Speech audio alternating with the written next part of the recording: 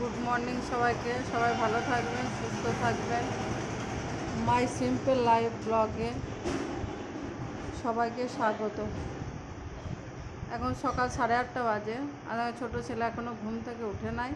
আজ স্কুলে ছুটি আছে, এখনও ঘুমাচ্ছে। আমি মশারিটা গুটি দিয়ে যাই, তারপরে পরে এসে তখন ও ওঠার পর আমি বিছানাটা ঠিক করে নেব। ও একটু দেরি পরেই ওঠে ছুটি থাকলে। মানে বড়টা কিন্তু আমার সঙ্গেই উঠে পড়েছে, আমার সঙ্গেই চা খেয়ে ওর টিউশনের কিছু অঙ্ক ছিল, সেই অঙ্কগুলো করতে বসলো। আমি বললাম মা ম্যাম আসবে, তার আগে অঙ্কগুলো করে নিই। অঙ্কগুলো করুক, আমি এইদিকে আর নিজের কাজ সারবো। আমাদের তো মেয়েদের সেই একই রুটিন, বাচ্চাদের খাওয়া, সংসারের কাজ, বাচ্চাদের খাওয়া দাওয়া, কাচাকুচি, ঘর মুছামুছি, একটা করে সারতে এখন বেলা 12টা চলবে। দুটো পরোটা করে দেবো। বাড়ির দুদিন যদি থাকে, শনিবার আর রবিবার, সেই দুদিনে একদিন মাংস কষা পরোটাও খাবেই। একদিন ওই সপ্তাহে একদিন যদি মাংস কষা পরোটাটা না খায়, তা বলবো ভালো লাগলো না। বেশ একটু ময়দাতে আপনার সোডা, নুন আর তেল দিয়ে মেখে একটু পরোটা করে দিই,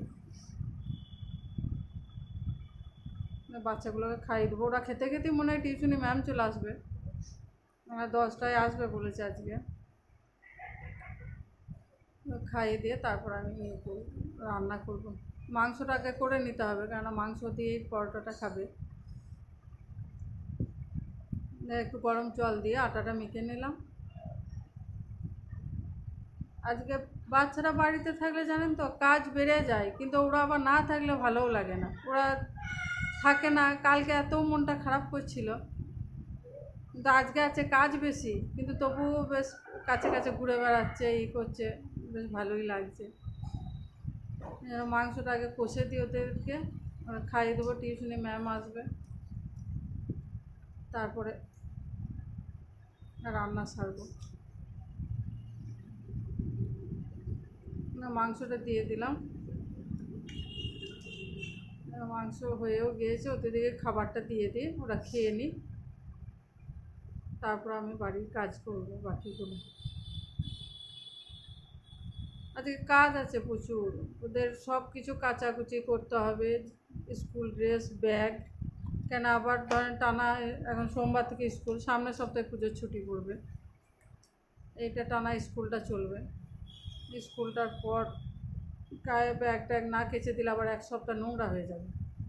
ওই জন্য জামা কাপড়, ব্যাগ ট্যাগ সব কেচে দেবো। ওদের দিকে আগে চান করা হয়ে যাক, চানটা করিয়ে দিয়ে তারপরে ওদের জামা কাপড়গুলো কেচে মেলে দিয়ে তারপরে নিচে চান করব। এই ঘর মুছামুছিগুলো করে নিই, একটা করে কাজ সারতে সারতে জানেন তো, সে বলছি না 12টা বেজেই যায়। একদিন মনে হয় না যে করতে পারবো, আবার একটা করে করতেই হয়। প্রতিদিন তো আর শরীর চলে না, একদিনও মনে হয় যে একটু আরাম করি, একটু বসে উঠে থাকি, কিন্তু হয় না। ওদের চান করা হয়ে গেল, চুলটা ছাড়িয়ে দিই। দুজনাকে আমরা একদিক করে দিই, এখানে মোবাইল দেখবে ওরা, মোবাইল। তারপর আমি চান করার পর তখন যতক্ষণ চান করবো নিশ্চিন্তে আমরা চানটা করতে পারবো, জানো তো। তাছাড়া দুজনে এত বদমাশি করবে, আমাকে মানে বাথরুম থেকে চিৎকার করতে হয়।